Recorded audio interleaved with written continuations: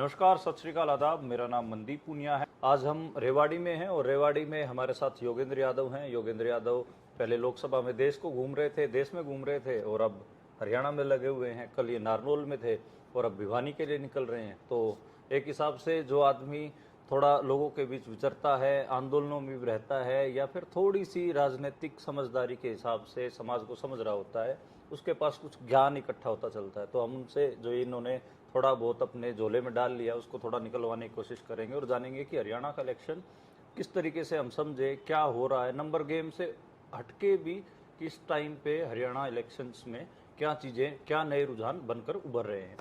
योगेंद्र जी, सबसे पहली शुरुआत तो यही कि सवाल तो यही कि सीटें कितनी आ रही हैं, क्योंकि सब नंबर गेम में उलझना चाहते हैं। उसके बाद हम व्याख्याएं कर लेंगे।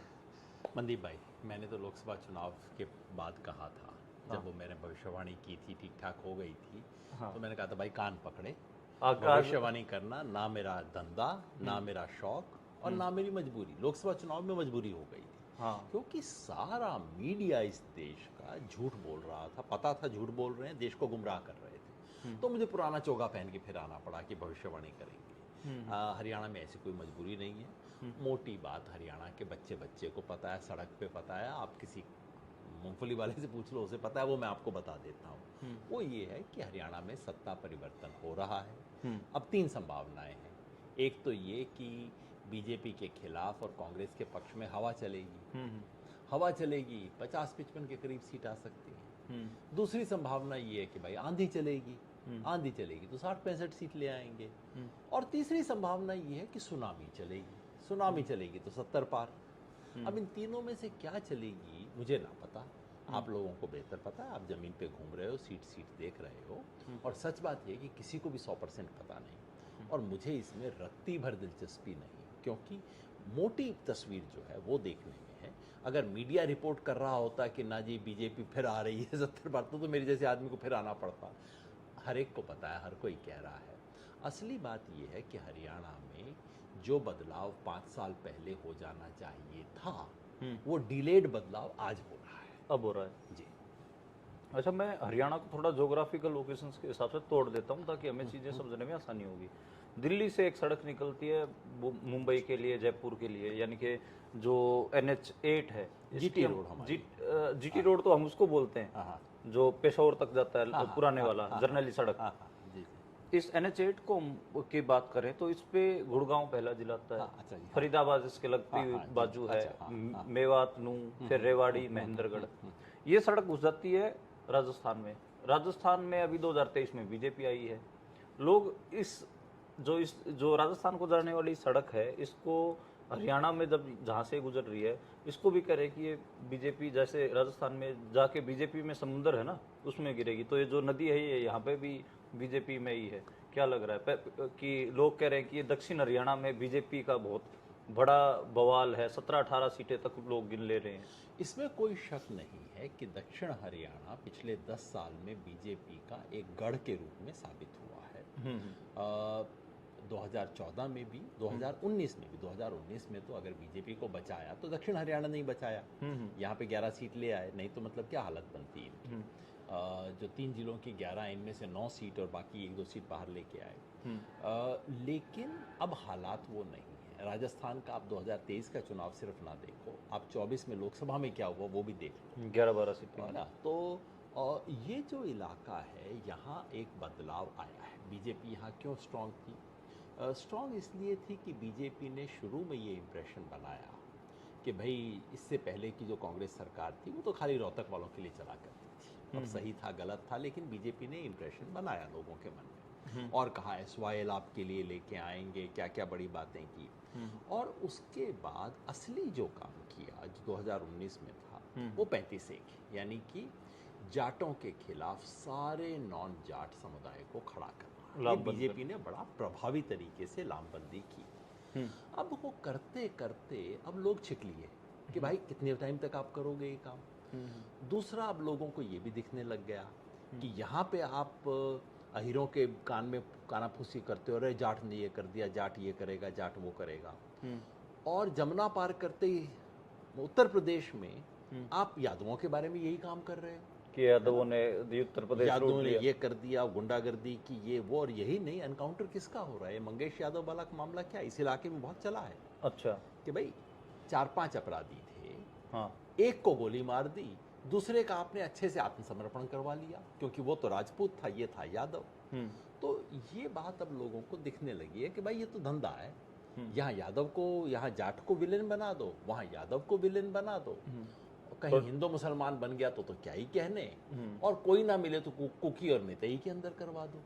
तो अब ये जो इलाका है, 3 जिले आप इसके पकड़ लीजिए, महेंद्रगढ़, रेवाड़ी और गुड़गांव, इसकी 11 में से 9 सीटें पिछली बार बीजेपी को थी। अब आप किसी भी व्यक्ति को यहाँ बैठा लीजिए, 11 में से 6 सीट कम से कम कांग्रेस को देगा, कोई 6, कोई 7, कोई 8, किसी भी तरह से, मैं उस चक्कर में पड़ना नहीं चाहता। लेकिन यहाँ पे जिस बीजेपी का जो गढ़ था, वहाँ कम से कम 4-5 सीट उसकी जा रही है। मेवात में खैर इनका कोई चांस ही नहीं था। फरीदाबाद में भी अगर आप लोकसभा चुनाव देखो तो पलटना शुरू हो चुका था फरीदाबाद पलवल। तो सारे को अगर आप मिला के देखो तो सिर्फ इस इलाके में बीजेपी को 10 सीट का कम से कम नुकसान हो रहा है 2019 से। और 2019 में थी कितनी? 40 तो सीट थी, 40 में 10 का नुकसान तो यहीं पे हो रहा है उनको। तो ये जो पुराना, अब जरूर है कि बीजेपी फिर अब आखिरी दिनों के अंदर वही जाटों के खिलाफ लामबंद करना, ये वो, और हिंदू मुसलमान करना है, तो स्टैंडर्ड खेल है इनका। लेकिन उस तरह से वो खेल अब चल नहीं रहा। बीजेपी का इलेक्शन उठ नहीं रहा, अगर मैं देसी भाषा में कहूँ जी। तो वो जो उठना होता है, वो एक जो नैरेटिव जो लेके लोगों में जा रहे हैं उसको लोग रिसीव नहीं कर रहे, एक बैरिगेटिंग कर रहे हैं। अब देखो ना, यहाँ अमित शाह आते हैं, हाँ, कहते हैं अग्निवीर को हम पेंशन वाली पक्की नौकरी देंगे। अरे भाई, हाँ, 20 साल की नौकरी उसको मिल रही थी, वो छीन ली, वो करके तो तुमने 4 साल की ठेके की कर दी, और आप कहते हो कि ठेके की नौकरी खत्म होने के बाद परमानेंट, मतलब किसको उल्लू बना रहे हो आप? क्या बात कर रहे हो? कहते हैं राहुल गांधी कह रहे हैं रिजर्वेशन खत्म करेंगे। अब इतना बड़ा झूठ बोलने का कोई मतलब, कोई सिर पैर नहीं, कोई तुक नहीं। यहाँ पे आके कह रहे हैं कांग्रेस की रैलियों में पाकिस्तान के नारे लग रहे हैं। अरे भाई, मेरे को तू दिखा दे हरियाणा में कोई जगह जहाँ कोई पाकिस्तान का नाम ले रहा हो। तो जनता को भी इतना उल्लू आप नहीं बना सकते, जनता भी देखने लग गई है। तो ये जो इनकी झूठ की सरकार, लूट की सरकार और फूट की सरकार, ये जो तीनों चीजें हैं, अब जनता को इसका चेहरा दिखने लग गया है। अच्छा, दूसरी बेल्ट की तरफ बढ़ते हैं। एक जर्नली सड़क निकलती है दिल्ली से, पेशोर तक जाती है, लेकिन हम अब अगर उसको दिल्ली अमृतसर हाईवे मान ले तो ज़्यादा ठीक है। जर्नल जीटी रोड पे भी ये माना जाता था कि बीजेपी का ठीक ठाक प्रभाव रहा है। कुरुक्षेत्र और अंबाला की जो 18 विधानसभा सीटें हैं उनमें उन्होंने अच्छा परफॉर्म किया 2019 में। और ये कहा जा रहा था कि सोनीपत जैसी शहरी सीट हो गई, पानीपत शहर है, करनाल भी शहर है, तो शहरी सीटों पे भी बीजेपी अपने ठीक ठाक वोट निकालेगी और जिताऊ कैंडिडेट उनके जीतेंगे। जीटी रोड बेल्ट पे मतलब एक मेरा आकलन है, मैं थोड़ा ज़्यादा उधर विचरा हूँ, ज़्यादा घुमा हूँ, कि सबसे बड़ा नुकसान हरियाणा में अगर उनको कहीं हुआ है तो वो कुरुक्षेत्र और अंबाला लोकसभा की 18 विधानसभा सीटों पे हुआ। आपका ओवरऑल आप कैसे जो जीटी रोड बेल्ट है उसको कैसे देखना चाहोगे? हालांकि उन्होंने सीएम बदला, करनाल से बदला, तो वो जीटी रोड बेल्ट से देने की कोशिश की है। नैरेटिव के तौर पे भी जीटी रोड बेल्ट को, भाई दिक्कत तो ये है कि सीएम अपनी सीट में फंसा हुआ है, लाडवा में लाडवा में फंसा हुआ है सीएम तो। हाँ। तो वो बाकियों को क्या जिताएगा? जीटी रोड एक जमाने में, आपको तो ध्यान होगा, पता नहीं ध्यान है नहीं, आज से 20-25 साल पहले बीजेपी को जीटी रोड पार्टी कहा जाता था हरियाणा में। ये नाम चला करता था, जीटी रोड की पार्टी है ये तो। चूंकि जीटी रोड एक तो ज़्यादा अर्बन है, दूसरा पंजाबी समाज की वहाँ ज़्यादा प्रेजेंस है, और जिसे हरियाणा में अगड़ा बहुत कम है संख्या में, लेकिन वो अगड़े की थोड़ी ज़्यादा उपस्थिति जीटी रोड पे है। इन सब चीज़ों की वजह से बीजेपी का यहाँ थोड़ा बहुत जितना भी असर रहा है, बीजेपी का इसी इलाके में असर रहा है। और इस इलाके की वजह से भी बीजेपी बची थी पिछली बार, क्योंकि बाकी जो सेंट्रल हरियाणा है वहाँ तो साफ हो गए, खाली हो गया था। तो यहाँ पे भी आप फिर लोकसभा चुनाव में देख लो, डाउन आनी शुरू हो गई थी, हालांकि बीजेपी ने कुछ बचाया था। मेरी अपनी समझ ये है कि लोकसभा चुनाव के बाद बीजेपी को जितना नुकसान हो रहा है वो इन 2 बेल्ट में हो रहा है, जीटी रोड और साउथ हरियाणा। क्योंकि सेंट्रल में जो नुकसान होना था हो लिया, बहुत ज़्यादा और नुकसान हो नहीं रहा, बचा नहीं कुछ। मगर जहाँ बीजेपी को 2-4 कुछ सीट आ सकती थी वहीं पे नुकसान ज़्यादा हो रहा है, और ये बीजेपी के लिए बहुत खतरे की बात है। तो आप बिल्कुल ठीक कह रहे हो। मैं खुद अम्बाला और उधर ज़्यादा घूमा नहीं हूँ, लेकिन जितना भी दोस्तों से बात हो रही है वो कह रहे हैं सफाचट हो रही है यहाँ तो बीजेपी। और अगर ऐसा कुछ भी होता, सफाचट आप ना भी मानो, मगर अगर बीजेपी उस इलाकों में जीत हासिल नहीं करती तब तो कोई चांस ही नहीं है बीजेपी का आने का। सरकार नहीं बना कर। तो इसलिए जो मोटी बात मैं कह रहा हूँ कि देख भाई, इस प्रदेश की जनता ने बदलाव का मन तो बना रखा है ना। और जो हरियाणा का शहरी इलाका है, ये कोई महाराष्ट्र के शहरी इलाके जैसा नहीं है। बिल्कुल। हरियाणा के जो शहर भी हैं, अगर आप गुड़गांव का एक छोटा सा हिस्सा छोड़ दो, तो हरियाणा के फरीदाबाद का एक छोटा सा हिस्सा छोड़ दो, हरियाणा के शहर क्या हैं कि वो गांव के लोग आके गांव की संस्कृति लेके शहर में कोठी बना के बैठ गए हैं। और बाकी मंडी के चार चीजें जमा हो गई हैं, वो मंडियां ही हैं, मंडियां हैं। तो हरियाणा का शहर उस लिहाज से शहरी संस्कृति के शहर नहीं है ना। वो फर्क है हरियाणा में और दूसरों में। इसलिए सिर्फ ये है कि इसकी सामाजिक पृष्ठभूमि जरूर अलग रही है, लेकिन अब जो बाकी चीज़ें की हैं बीजेपी, जब भ्रष्टाचार का सवाल है, वो शहर को भी उतना ही परेशान। अब लोग कहते हैं भाई पहले जो 2000 में काम होता था, भ्रष्टाचार पहले भी था। कोई कह दे पहले वाले दूध के दूल्हे थे तो झूठी नहीं बात थे। होगी। अब कहते हैं पहले 2000 में होता था, अब 25,000 देने पड़ते हैं और गारंटी भी नहीं है कि काम होगा कि नहीं होगा। तो ये स्थिति आ गई है। लॉ एंड ऑर्डर शहर का इशू है। और जिस तरह की घटनाएं प्रदेश में हो रही हैं, तो लोगों को लगता है तो लॉ एंड ऑर्डर नहीं संभाल सकते ये लोग, तो ये स्थिति है। और ये जो अपना फैमिली आईडी और ये सारा जो प्रॉपर्टी आईडी है, हाँ। इसके चक्कर में शहरी गरीब भी बहुत परेशान हुआ है। इन सारी चीज़ों का असर सिर्फ गांव में नहीं, शहर में भी है। तो ये जीटी बेल्ट जो एरिया हम बता रहे हैं, इस एरिया में भी इसका असर हुआ है।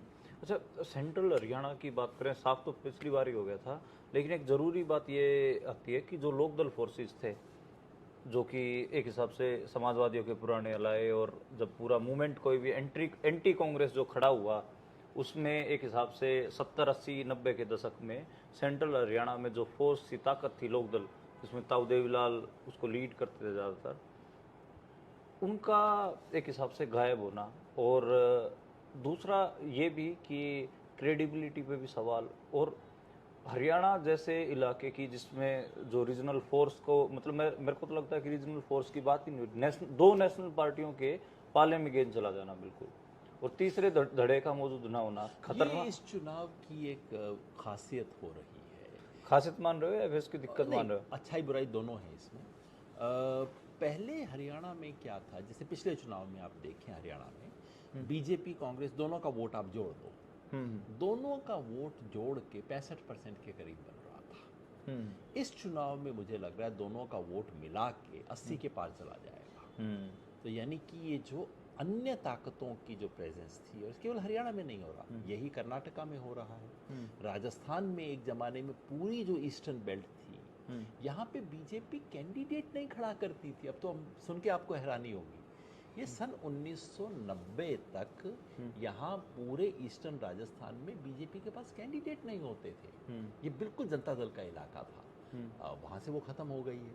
तो ये पूरे देश में जो एक तथाकथित राष्ट्रीय पार्टियों का जो कंसंट्रेशन हो रहा है, ये शायद बहुत भली चीज़ नहीं है। लेकिन इस चुनाव में ये तो तय है कि ध्रुवीकरण हो गया दो पार्टियों में। जजपा तो हो गई ख़त्म, और उस पर कोई आंसू बहाने वाला भी हरियाणा में आपको ना मिलेगा। नहीं मिलेगा, और जमानत जब्त पार्टी बोल रहे हैं। हाँ, तो और मैं सच कहूँ, मैं देखो किसान आंदोलन का आदमी, इससे तो मेरे कलेजे को ठंडक पहुँचती है कि ये तो ख़त्म हुई। जो इन्होंने भूमिका अदा की, किसान का वोट लेके तुम आते हो, बीजेपी के खिलाफ पता नहीं क्या क्या बड़े भाषण दे के आते हो, किसान समुदाय तुम्हारे को सर माथे पे रख के लाता है, ताऊ देवलाल की छवि बता रहा था, उसी किसान के साथ गद्दारी करते हो, है ना। तो ये तो हरियाणा की जनता ने, मतलब जो मेरी खबर है, आपको बेहतर होगा कि दुष्यंत अपनी सीट पे नंबर 3, 4 पे चल रहा है, चौथे पे चल रहा है। ये मतलब समझदार लोग बता रहे हैं, मेरी कोई एक्सपर्टीज नहीं, मैं गया हूँ। तो ये तो जिसको कहते हैं ना पोएटिक जस्टिस, ये तो हो गया। और ये तो मतलब अगली बार से ये तो समझ आ गया कि किसानों के साथ गद्दारी करने वाले की क्या हश्र होगा, ये इस चुनाव में दिख जाएगा। वो तो हुआ बहुत अच्छा। अब पता नहीं क्यों भाई चंद्रशेखर रावण भी डूबती नैया के ऊपर सवार हो गया, हो सकता है कोई और व्हीकल मिला ना हो तो उसमें जुट गया है। इनेलो ख़त्म नहीं हुआ है, मगर जो जेजेपी के ख़त्म होने से जो इनेलो को उसका हिस्सा मिलना चाहिए था, जो मान लो ओवरऑल लोकदल परिवार का जो वोट था, वो वोट घटता जा रहा है, लगातार घटता जा रहा क्यों है। गोपाल कांडा भी एक कारण है, सिरसा में उनसे अलायंस कर लिया, उसने झंडा फहरा लिया। क्या तो छवि है उसकी, मतलब कैसे कैसे लोग राजनीति के अंदर आ जाते हैं। सारा समाज, सारी दुनिया जानती है गोपाल कांडा का क्या बैकग्राउंड है। वो घटना किसी को भूली नहीं होगी। मैं तो बोलते हुए भी मेरे को लज्जा आ रही है। वो लोग राजनीति में आ रहे हैं, बीजेपी गले लगा रही है, कल कहते हैं कि नहीं हमारे साथ नहीं है, अगले दिन अपना कैंडिडेट विड्रॉ कर लेते हैं। क्या खेल चल रहा है। तो खैर जो ये लोकदल का ओवरऑल था वोट, वो कुल मिला के वोट श्रिंक कर रहा है। और लोकदल जो एक तरह से किसान की खांटी राजनीति करने वाली पार्टी थी, दिक्कत यह कि इन्होंने किसान की खांटी राजनीति बंद कर दी। अब आप किसान की राजनीति ना करोगे और सोचोगे किसान आपकी पूंछ पकड़ पकड़ के चले, तो ये तो नहीं होने वाला। ये नहीं होगा। मगर उसकी दिक्कत ये है कि आज अब किसान, आप आज हरियाणा में किसान की पार्टी के नाम पे कुछ बचा ही नहीं है ना। अब किस हद तक कांग्रेस उस जिम्मेवारी को पूरा कर पाएगी वो देखने की बात है, लेकिन वो तो खत्म हो रहा है। तो इसमें कोई संदेह नहीं, बाकी सब पार्टियां अप्रासंगिक हैं। अगर सबको मिला के 20% आ जाए तो आप बहुत समझो।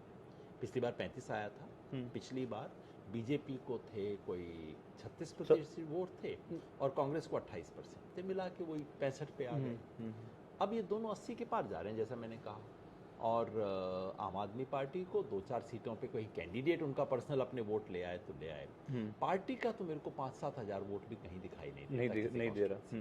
अब पंजाब के पास 1-2 कॉन्स्टिट्यूंसी में ऐसा कहते हैं, थोड़ा डबवाड़ी में अच्छा वो गदराना वो आदमी थोड़ा स्ट्रॉन्ग है वहाँ पे, बाकी कैंडिडेट है। यहाँ रेवाड़ी में भी सतीश काफी मेहनती आदमी है। तो मतलब वो, पर वो उसका पर्सनल वोट है, पर्सनल वोट। आम आदमी पार्टी का तो ठप्पा है, वोट उसका पर्सनल है। तो इसलिए ये तो बात स्पष्ट है कि हरियाणा की राजनीति अब बिल्कुल 2 ध्रुवीय राजनीति बन गई है। अच्छा, सेंट्रल हरियाणा जैसे कहते हैं कि जो टिकरी बॉर्डर था भादरगढ़ से लेकर डब्बूवाड़ी तक, मतलब दोनों पास से कुछ नहीं मामला है। लेकिन इसमें एक चीज जो कांग्रेस का टिकट डिस्ट्रीब्यूशन था, उसमें कई लोगों के कान खड़े हुए। उसमें कैंडिडेट्स को भी, ऐसे ट्रेडिशनल कैंडिडेट्स को भी टिकट मिला, सिटिंग गेटिंग वाला भी मिला। तो एक निर्दलीय भी लोग बहुत सारे सीटों पे खड़े हुए हैं, क्योंकि टिकट दावेदार कोई और था, टिकट किसी और को मिल रहा है, कान खड़े हो रहे हैं। दूसरा कुमारी शैलजा का फिनोमेना, तो कुछ मतलब जो ये था पूरा कि कांग्रेस में भी ये दिखा कि जो इंटरनल चीज़ें थी वो ढंग से टैकल नहीं हुई और हुड्डा गुट को बहुत ऐसे हवा दी गई। और जो कैंडिडेट आए उनकी एंटी इनकम्बेंसी ठीक ठाक है, फिर भी लोग जिता रहे हैं। बहुत सारे ऐसे हैं जिनके ऊपर अलग अलग किस्म के आरोप भी हैं, जो जांच एजेंसियां वो जांच भी कर रही हैं, कई तो 1-2 तो जेल में ही थे, और ऐसी एक लंबी फहरिस्त है। तो आपको, अच्छा दूसरा मैं इसमें ही जोड़ दे रहा हूँ कि क्या आपको लगता है कि जो उम्मीदवार उतरे हैं उनका वो आइडियोलॉजिकल, मेरे को लगता है कि वो आइडियोलॉजिकल बैंक करप्ट हैं। वो अभी भी बहुत छोटी तिकड़मों में ही राजनीतियां सांस ले रहे हैं। जो इंडिया अलायंस का आप लोगों ने जो भारत जोड़ो यात्रा, भारत जोड़ो अभियान का जो आपने एक लंबा चौड़ा एक बड़ा परिप्रेक्ष्य तैयार किया था, उसके साथ वो ट्यूनिंग नहीं कर रहे, उनका कोई लेना देना नहीं है। देखो भाई, आइडियोलॉजी की बात तो आप सिर्फ कांग्रेस की ना करो और सिर्फ हरियाणा की ना करो, वो तो पूरे देश में है इस वक्त। अगर आइडियोलॉजी की पार्टी या गैर बीजेपी पार्टियां आइडियोलॉजी की राजनीति करती तो आज देश की हालत थोड़ी होती जिसके अंदर हम हैं। तो आइडियोलॉजी की बजाय शुद्ध येन केन प्रकारेण चुनाव जीतने की राजनीति होती है, और उसमें आप सिर्फ कांग्रेस का ना कहो, सब पार्टियों के साथ यही स्थिति है। बीजेपी वालों की कम से कम एक नफरत की आइडियोलॉजी अंदर से हुआ करती थी, नफरती थे बहुत अंदर से, दिल से। अब वो भी इनकी आधी निकल गई है। ये भी, इनमें भी ऐसे लोग हैं कि कल को इनको कुर्सी दे के इनसे काबा की पूजा करवा लो, वो कर देंगे, इधर करवा लो राम मंदिर की, वो कर देंगे। तो हमारे देश में राजनीति में विचार का क्षय हुआ है, चारों तरफ हुआ है। कांग्रेस उसकी सबसे बड़ी शिकार रही है। और आज जो कोशिश हो रही है राहुल गांधी की तरफ से, कांग्रेस के कुछ नेताओं की तरफ से, वापस उस आइडियोलॉजी को इंजेक्ट करने की, ये काम रातों रात तो होगा नहीं, बहुत लंबा काम है। और हरियाणा के इस चुनाव में जो चयन हुआ है, जो कुछ भी है, तो सीधा मतलब कौन जीत सा, विनेबल वाला मामला था। कौन जीत सकता है, और आप जानते हैं जीतने की क्या क्या शर्त होती है। उसके अंदर आपकी जात बिरादरी भी देखी जाती है, आपका पैसा भी देखा जाता है, आपकी पहचान और आपकी दखल भी देखी जाती है। मैं समझता हूँ यही सब आधार रहे। मैं सच कहूँ तो मुझे ऐसा लगता था कि जितना घमासान हुआ उससे ज़्यादा होगा। एक बार पार्टी जीतने वाली स्थिति में आती है ना तो घमासान होता है खूब खूब होता है। हाँ। और सिर्फ कांग्रेस में नहीं, बीजेपी में भी खूब होता है ना। जितना मैंने अपेक्षा की थी या समझिए आशंका मेरे को थी, उससे कम हुआ। मैं भी मानूं तो उससे 50% भी नहीं हुआ, 40% हुआ। मुझे तो लगा था कि हरियाणा में 50 बड़े रेबल खड़े हो जाएं। मेरे को भी लगा था कि 50 इंडिपेंडेंट खड़े होंगे, लेकिन ऐसा हुआ नहीं। 20 एक खड़े हुए हैं कांग्रेस के, 15 इसके मुकाबले में बीजेपी के भी खड़े हो गए हैं। तो भाई फिर तो फर्क ना बचा ना, 20 आपके हैं 15 इसके हैं, तो क्या बड़ी बात हो गई है। उतना नहीं हुआ। शैलजा जी वाला मुद्दा उठा, और उस एक तो शैलजा जी का सवाल है, लेकिन दूसरा उसके पीछे एक बड़ा सामाजिक सवाल है। वो तो है ना। तो शैलजा जी ने कुल मिला के बाद में एक पॉलिटिकल मैच्योरिटी वाला बयान दिया और चीज़ को एक तरह से ढक दिया गया है, जो कि बहुत समझदारी उन्होंने दिखाई है। लेकिन अंततः जो सामाजिक सवाल है कि क्या सत्ता कुछ चंद भूस्वामी जातियों के हाथ में रहेगी, यस, या कि पूरे समाज में, मतलब हरियाणा में केवल हम जाट समाज का जिक्र करते हैं, 24-25% जाट है, तो भाई 20% दलित है हरियाणा में। बिल्कुल। ना, तो दलित की हिस्सेदारी का सवाल जो है, उस सवाल को आप नकार नहीं सकते जी। है ना। और जब भी कांग्रेस की सरकार बनती है तो एक महत्वपूर्ण सवाल होगा, और उसके साथ इस बार ये दूसरा सवाल और जुड़ा है कि दलित में जो वर्गीकरण का सवाल आया है उसको भी आप दबा नहीं सकते हरियाणा। सिर्फ एक इंटेलेक्चुअल मैं कहूँ कि जिसने इसके ऊपर लिखा हो तो आप ही थे, बाकी तो सबको ऐसे क्या बोलते हैं, सांप सूंघे हुए थे, सब चुप रहना चाहते थे। हाँ भाई, मैं 20 साल से घूम रहा हूँ, ये मेरा सब कुछ जर्नी सिर्फ कोई राजनीति में आने से शुरू नहीं हुई है। 20 साल से मैं वाल्मीकि समाज के बीच में घूम रहा हूँ, डिनोटिफाइड ट्राइब, सांसी, सपेरा, इन सब डे, से मिलता हूँ, बाजीगर। देखता हूँ, इन सब से किया है। हाँ। और कोई मेरे को कह दे कि भाई इनको अलग से नहीं मिलना चाहिए हिस्सा, भाई मेरे को प्रमाण दिखा दो, मेरे साथ आके घूम लो, मैं तो घूमा हूँ बिल्कुल, भाई। मैं भी आपके साथ तो में सच बात बोलनी चाहिए इसके अंदर। ये कैसे हो सकता है कि हम बाबा साहब की भाषा तब तो बोलें जब ये हो कि भाई जो अगड़ी जातियों के बरक्स दलित कितना पिछड़े हुए हैं, लेकिन जब दलित के अंदर दो हिस्से हों उसमें हम अचानक बाबा साहब की भाषा को छोड़ दें और बोलें कि ये तो एकता टूट जाएगी, हो जाएगा, आप चुप तो हो मैंने जाओ। तो एक व्यक्ति को मजाक में अपने साथी को बोला कि मेरे भाई, इस वक्त तुम्हें पता है तुम क्या कर रहे हो? वो यही बोल रहे थे एकता टूट जाएगी ये सब। मैंने कहा तुम ना वो कर रहे हो जो गांधी जी ने पूना पैक्ट में किया था। अम्बेडकर इस साहब। वक्त तुम गांधी की भाषा बोल रहे हो, तुम्हें पता है तो तुम बोल लो, मैं तो गांधी का भक्त हूँ, तो तुम ये कर रहे हो, गांधी की भाषा बोल रहे हो, तुम देख लो ठीक कर रहे हो कि नहीं कर रहे हो। तो ये दलित के अंदर भी सवाल उठेगा। और एक तीसरा सवाल जो हरियाणा में प्रभावी रूप से उठा नहीं है लेकिन उठना चाहिए, वो है बीसीए का। बीसीए का, बिल्कुल। क्योंकि बीसी के नाम पर फिर वही भूस्वामी जातियां आ जाती हैं, जो सचमुच का बीसी है। अहीर आ गए, गुज्जर आ गए, सैनी, ये सब थोड़ा सा, ये सब थोड़े से संपन्न समाज कंबोज, है, जमीन है इनके पास, वो है। लेकिन जो वाकई सबसे दबा हुआ बीसी है हरियाणा, हाँ, नाई, बढ़ई, तेली, धोबी, खत्ती, सर्विस, देखिए सर्विस कम्युनिटी, आर्टिजनल कम्युनिटी, जो हाथ से काम करते थे, ये सब लोग, ये सब कम्युनिटी की क्या स्थिति है, ये इन्हें कब हिस्सा मिलेगा? बिल्कुल। ये सवाल हैं, उठने होंगे, उठाए जाएंगे। तो मैं समझता हूं कि हरियाणा में अब इन सब बड़े सवालों को उठाने का वक्त है। कि आपके साथ बात करने का एक सुख ये है कि सिर्फ गणित करने की जरूरत नहीं। हाँ। तो ये तो ठीक है, सारा टाइम यही चलता रहता है भाई, 50 आएंगे, 60 आएंगे, 70 आएंगे, अरे जितनी मर्जी आ जाए, सरकार तो बन रही है ना। और असली सवाल ये है कि क्या हरियाणा का चरित्र बदलेगा? क्या हरियाणा की सत्ता का चरित्र बदलेगा? क्या सत्ता में भागीदारी होगी? क्या वो सवाल उठेंगे? जैसे राहुल गांधी 36 बिरादरी की सरकार बनेगी, क्या वो सच में 36 बिरादरी की होगी? अब ये चुनौती है, ये बिल्कुल हरियाणा के लोगों का, जिस हम इस वक्त दक्षिण हरियाणा में बैठे हैं, यहाँ के लोगों के मन में बीजेपी के लिए प्रेम नहीं है, लेकिन मगर आशंका उनके है, मन में डर यही है कि भाई रोहतक की चौधराट चलेगी। हाँ, ये आशंका है, ये आशंका है। ये सिरसा में भी मैंने सुना लोगों अब से। कांग्रेस को, अब सिरसा को अगर आशंका है तो मतलब हाँ, रेवाड़ी इनको क्यों महेंद्रगढ़ नहीं? की तो बात आप अलग ही कर दो। अब राहुल गांधी को और कांग्रेस की लीडरशिप को इस आशंका का जवाब देना होगा। इसको निर्मूल सिर्फ भाषण में नहीं, बाद में अपने काम से साबित करना होगा कि भाई ये आशंका निर्मूल है, हम सबकी सरकार चलाएंगे। ये चुनौती है। तो मैं इन बड़े सवालों में मुझे दिलचस्पी है कि यहाँ जो हरियाणा की एग्रीकल्चर का ट्रांजिशन होना है, पंजाब में बिल्कुल डेड एंड पे पहुंच चुकी है और हम हरियाणा में उसकी नकल करते हुए ठीक उसी डेड एंड की तरफ जा रहे हैं।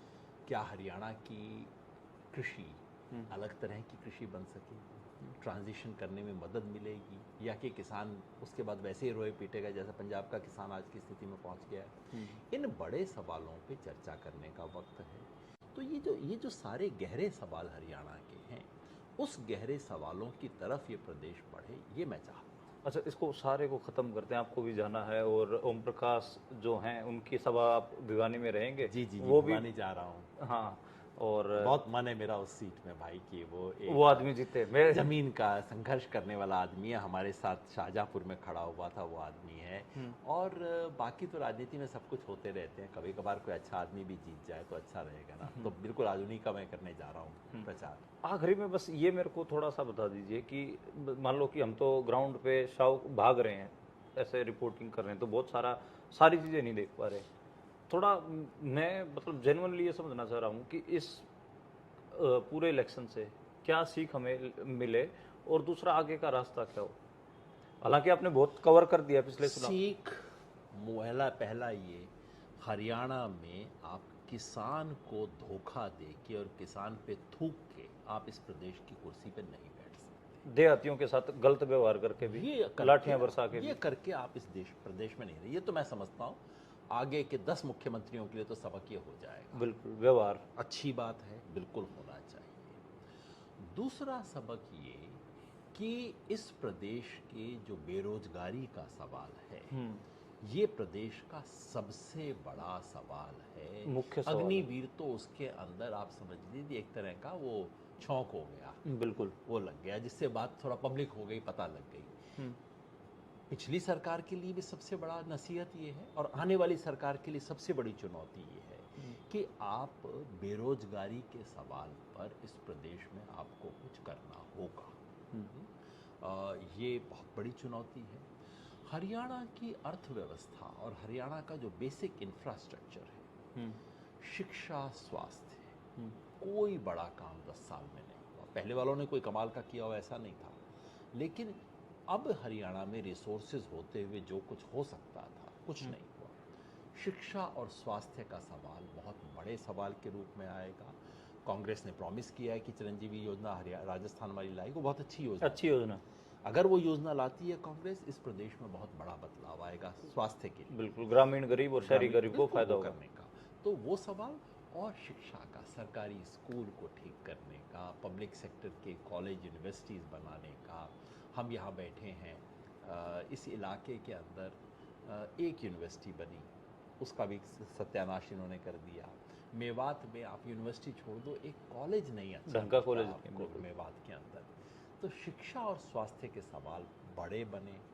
और जो खेती किसानी में सिर्फ जो भूस्वामी किसान है, सिर्फ उसका नहीं, जो एक्चुअली खेत में जाके खेती कर रहा है, आज वो तो है नहीं ना, तो या तो बटाई पे कर रहा है, ठेके पे कर रहा है, या वो मजदूर है, उसका सवाल उठे तो हरियाणा आगे बढ़ेगा। जी, शुक्रिया योगेंद्र जी। और इलेक्शंस में ज़्यादा इंटेलेक्चुअल बात करेंगे तो जो हमारे साथी लोग नंबर गेम को समझना चाह रहे हैं और जिनकी दिलचस्पी सिर्फ और सिर्फ इस बात में है कि कौन जीत रहा है, तो वो पूरा नहीं हो पाएगा। इलेक्शन ख़त्म हो जाए और आप जीत के लड्डू खा लो या किसी के हार के ऊपर खुशी मना लो, उसके बाद एक बार दोबारा बैठेंगे और जो हरियाणा की कॉम्प्लेक्सिटीज़ हैं, यानी कि जो हरियाणा की उलझने हैं कि हरियाणा के देहात में अलग अलग किस्म के सेक्शन पैदा हो रहे हैं, इसमें कुछ योगेंद्र ने टच भी कर दिए हैं, जिसमें एब्सेंटी लैंडलॉर्ड हैं और उनके खेत किसी और के हैं, उन पर खेती कोई और कर रहा है, फ़ायदा कोई और ले रहा है। ऐसे ही शहरों में भी एक वर्ग बढ़ रहा है जो 1 करोड़ से ज़्यादा के घर भी खरीद रहा है, 10 लाख से महंगी गाड़ियाँ भी खरीद रहा है, और एक ऐसा वर्ग भी है शहरी गरीब जो अपने 100 गज के प्लाट को भी नहीं जुटा पा रहा है। और रेंट इकोनॉमी जैसी चीज़ें भी हरियाणा में, जैसे एब्सेंटी लैंडलॉर्ड गाँव में है तो शहर में भी रेंट इकोनॉमी का ठीक ठाक बोलबाला है, यानी कि किराए का बसावट और किराए पे लोगों की पूरी अर्थव्यवस्था शिफ्ट हो रही है। और जो बाकी के रोजगार के सवाल हैं उनके ऊपर भी, साथ में जो हरियाणा के नेचुरल रिसोर्सेज, खेती बाड़ी, ये इतना उलझने जो हैं, कॉम्प्लेक्सिटीज हैं, इनको आगे मैंने योगेंद्र को लोकसभा चुनाव में कहा था कि हम कुछ ना कुछ इन कॉम्प्लेक्सिटीज को लेकर कोई सीरीज या कोई बातचीत या लेक्चर सीरीज या फिर यात्रा कुछ भी करेंगे जरूर, दोनों के मन में है। और चुनाव खत्म